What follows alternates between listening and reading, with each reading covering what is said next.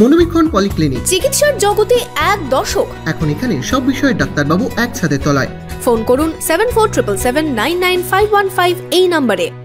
এই সময় বাড়ে ডেঙ্গুর প্রকোপ, প্রয়োজন সচেতনতার।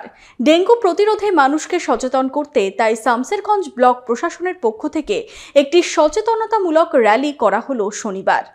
বাড়ির আশেপাশে কিংবা যে কোনো জায়গায় আবর্জনা এবং জমা জল পরিষ্কার করার বার্তা দেওয়া হলো মানুষের উদ্দেশ্যে।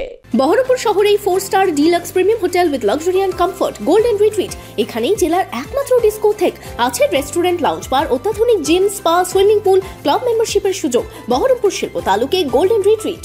ডেঙ্গু নিয়ে সাধারণ মানুষকে সচেতন করতে বিভিন্ন পঞ্চায়েত এলাকায় বিশেষ র্যালির আয়োজন শামসেরগঞ্জ ব্লক প্রশাসনের। শনিবার শামসেরগঞ্জ ব্লকের অন্তর্গত 3 পাকুড়িয়া, চাচণ্ড, বোগদাদনগর এবং কাঞ্চনতলা পঞ্চায়েতে ডেঙ্গু নিয়ে র্যালি করা হয়। এদিনের এই র্যালিতে পা মেলান পঞ্চায়েত কর্মী, আইসিডিএস, আশা কর্মী ও গ্রাম পঞ্চায়েতের সদস্যরা।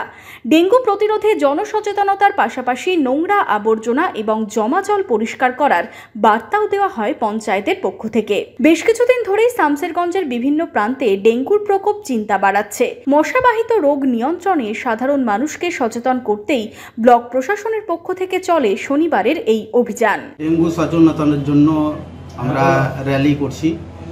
আমরা আইসিডিএস কর্মী, আশা কর্মী, সমস্ত মেম্বারকে নিয়ে গ্রামে গ্রামে যাচ্ছি।